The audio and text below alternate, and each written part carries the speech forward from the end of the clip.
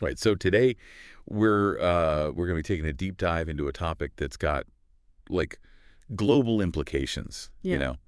The Tibetan fight for freedom and identity. You know, it's it's a story about human rights. It's about autonomy, and it's about cultural preservation.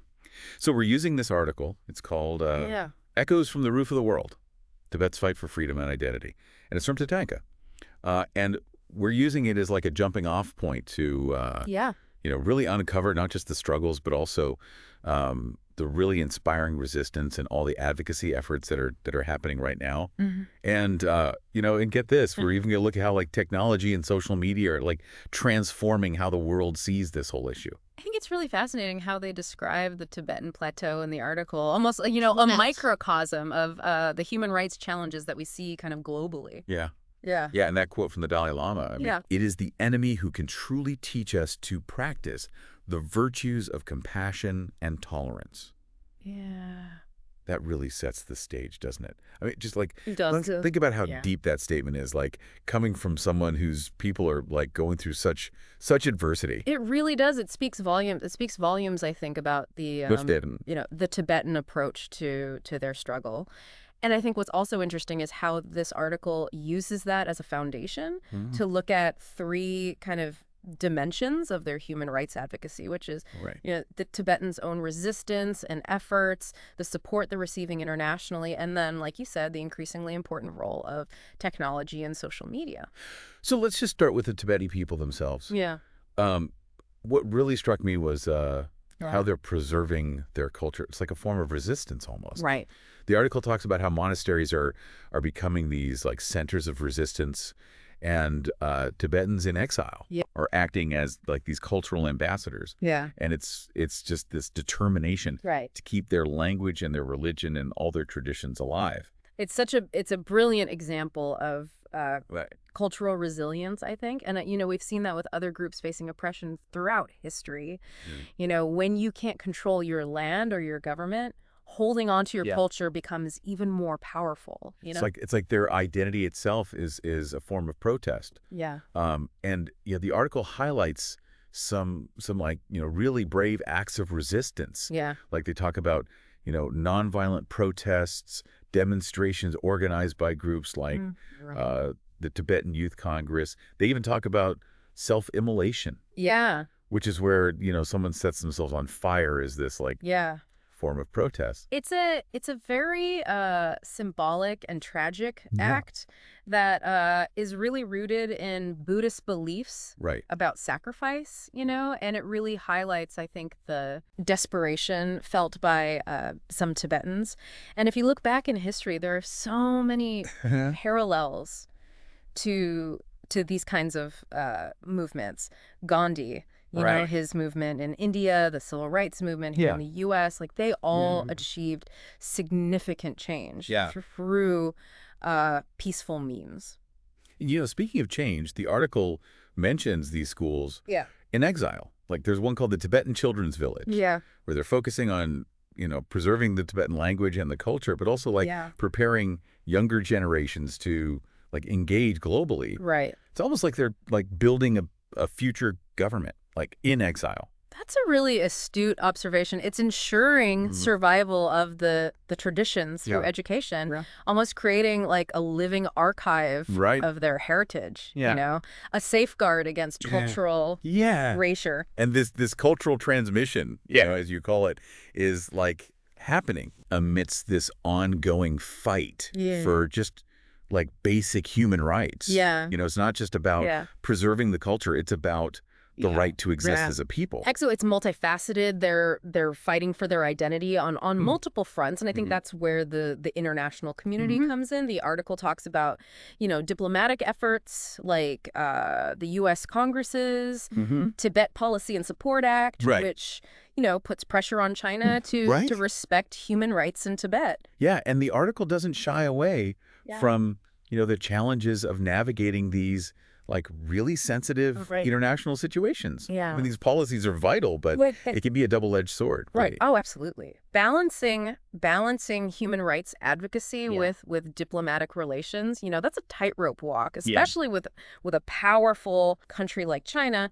For instance, the Tibet Policy and Support Act specifically calls for the establishment of a U.S. consulate in Lhasa and sanctions against Chinese officials who interfere with the Dalai Lama's succession. Right. This creates friction, but it also shows, the U.S. commitment to the issue. So it's high stakes diplomacy. And and it's not just governments that are involved. Right? Yeah. The article also talks about organizations like Amnesty International, Human Rights Watch, which are documenting these abuses and advocating for the Tibetan people's rights. I mean, they're gathering information, often at great risk to themselves, and they're using it to influence policy decisions. And it's such a powerful example of how information can be a tool for change. These organizations, they bring a level of transparency that's hard to ignore. Right. And they're shining a light on the situation and holding those in power accountable. Then you've got groups like Free Tibet that are like mobilizing public opinion through campaigns and bringing this whole issue into the spotlight. It's like they're bridging the gap between the global community and what's actually happening on the ground in Tibet. It's fascinating to see how they leverage the mechanisms of international law and public pressure to create real change. It's not just about reports. It's about using those reports to create action. It's like a strategic approach to human rights advocacy, I guess you could say, and beyond, the political and the legal arenas. There's the humanitarian aspect, right? So the article mentions that Tibetan refugees are receiving assistance in countries like India, Nepal, the United States. It's like a lifeline for those who have been forced to flee their homeland. It highlights the human cost of this conflict. These refugees have lost their homes, their livelihoods, in many cases, their families. Providing humanitarian assistance is crucial, but it also speaks to the larger issue of displacement that we see, with communities all over the world. I mean, we see it with refugees from Syria, Ukraine, countless other conflict zones. It's a global crisis with complex ramifications. This is a good point to transition to something I found really fascinating. How the article highlights the role of like technology and social media and all of this. Like platforms like Twitter and Instagram are described as like these virtual stages where Tibetans are sharing stories, exposing injustices and building like global support. It's like activism has evolved. We've seen this evolution, I think, with movements like the Arab Spring, Black Lives Matter, where social media played a crucial role in mobilizing people and spreading awareness. Yeah, it's like a new frontier for advocacy. And the article mentions the hashtag, hashtag Free Tibet was trending worldwide. Right. And it sparked, this wave of solidarity across continents. Yeah. It's incredible how quickly these online movements can gain traction. It also raises questions, I think, about the effectiveness of online activism. Yeah. Can retweets and hashtags actually translate into tangible change on the ground? It's a complex debate. But the article also describes how smartphones and online platforms are like enabling Tibetans to document these human rights abuses as they're happening. It's like they have this like direct line. It's incredibly empowering. Right. These real-time accounts. Yeah. They provide a level of transparency that traditional media often can't. They're raw, unfiltered testimonies that the world can't ignore. And the article even points out how like online tools, like petitions, crowdfunding campaigns, virtual protests have like democratized activism in a way, like allowing anyone anywhere to like join the fight for, Tibet's freedom and dignity. It's breaking down those geographical barriers and creating this truly, truly global network of support. You know, it's a testament to the interconnectedness of our world. So now, amidst all this, like global politics and digital activism, the article tells this like really captivating personal story that I think really brings this whole issue home. And it's the story of 𝗧𝗓𝗓 Lhamo. She's a Tibetan woman, and her name fittingly means goddess of wisdom. Wow. And her story like embodies this quiet, fierce resistance of the Tibetan people. And it all starts in her small village nestled in the Himalayas. Before we dive into her story, I think it's important to understand the context of her experience. The article describes how her family, like many Tibetans, was forced off their land by the Chinese government. This displacement from ancestral lands, this is a recurring theme in the history of indigenous communities worldwide, and it often leads to the destruction of their way of life. It's a profound loss, both culturally and spiritually, and for 𝗧𝗓𝗓, this displacement fuels this sense of duty to her people.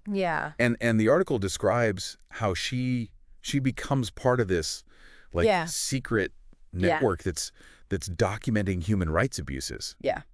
Which is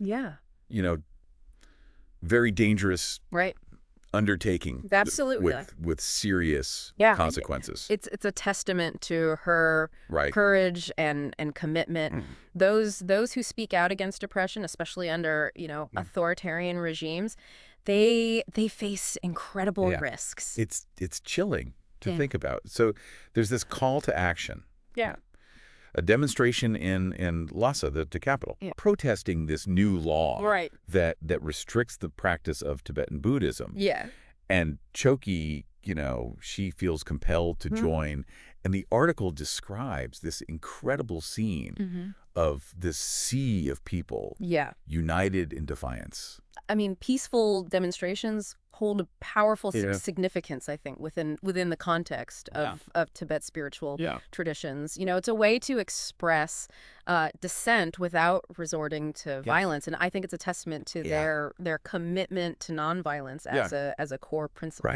It's a powerful image. The prayer flags are waving in the wind, and there's this quiet strength emanating from the crowd.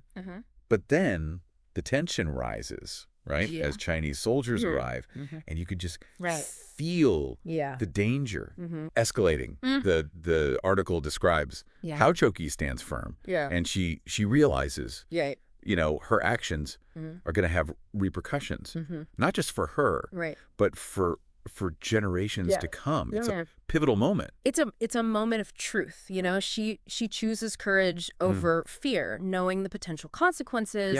Her actions, they echo the spirit of countless others who have stood up for their beliefs in the face of tyranny. And she pays the price. The article recounts her arrest, her imprisonment, interrogation, the isolation. It's a brutal reality check.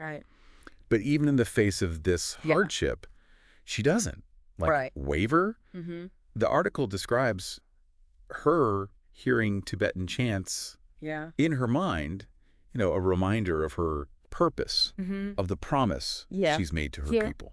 It's a testament to the power of hope and belief, even in the darkest of times. It's a truly inspiring story of resilience. And what's incredible is that this article, it goes beyond, individual stories of courage. And dives into a perspective that surprised me. It explores the potential benefits of Tibet's independence for China itself. I know it might sound kind of counterintuitive, but stay with us. We'll unpack this fascinating concept in the next part of our deep dive. Okay. Yeah. Sounds good. Yeah, it's a perspective that I think challenges the traditional narrative of conflict. It encourages us to think beyond just like the immediate struggle and consider what a peaceful resolution could actually look like for both sides. Yeah, and it definitely made me like rethink some assumptions. So let's dive into these potential benefits, right? Yeah. So the first one the article highlights is peace and stability. Right. The argument is that granting Tibet independence could actually lead to like a more stable region overall. Right. Imagine the resources that China currently dedicates to maintaining control in Tibet, right? If those resources were freed up, they could be redirected toward other, national priorities, potentially creating a more stable and prosperous China. It's like removing this constant source of tension, right? Yeah. Allowing both sides to focus on development and cooperation. Yeah, absolutely. And the article suggests that this shift could also have a major impact on China's global image. Yeah, absolutely. I mean, currently China faces criticism for its human rights record, particularly in Tibet, resolving this issue peacefully by granting Tibet autonomy could signal, a commitment to human rights and potentially boost China's international standing. Yeah, it would be a major step towards improving relationships with Western nations who have been critical of China's policies in Tibet. Absolutely, open doors. It's about building trust and demonstrating a willingness to engage in dialogue and compromise, which are essential, for navigating the complexities of international relations. The article then goes on to discuss the potential for economic benefits through what it calls devolution, right?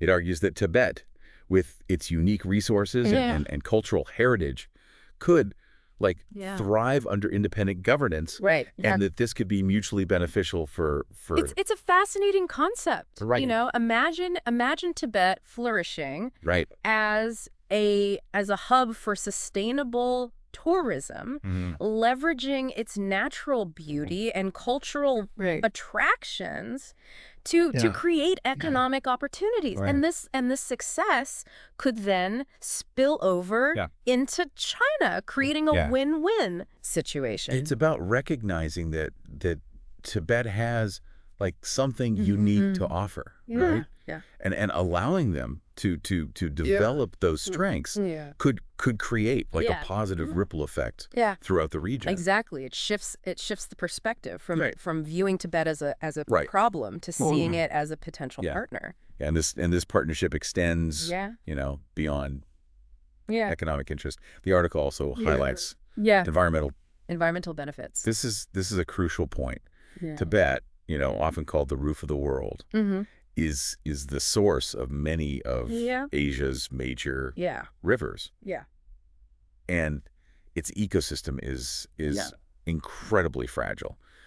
What happens in Tibet impacts the entire region. Precisely. An independent Tibet, free to prioritize its own environmental policies, could become a leader in sustainability and conservation, protecting those vital water resources. So it makes you realize that Tibet's environmental health is directly tied to China's long-term well-being. It's about understanding the interconnectedness of the region and the planet as a whole. It's a holistic perspective that I think often gets lost in the political debates. And this brings us to another key point, I think, the issue of ethnic and cultural tensions, right? Yeah. How does independence address? Yeah, that's what I was just wondering too, rooted challenges. Yeah, the article suggests that allowing Tibetans to freely practice their culture and their religion without fear of of suppression Yeah. could actually ease Right. those tensions. It's about recognizing and respecting Tibet's distinct cultural identity. Imagine a scenario where Tibetans feel a sense of ownership over their heritage, and are free to express their cultural and religious beliefs without fear of reprisal. Yeah. This could create a foundation for mutual respect and understanding. It's like moving away from like forced assimilation and toward a model. Right. Of coexistence, right? Yeah, absolutely. Instead of viewing those cultural differences as a threat, recognizing them as a strength.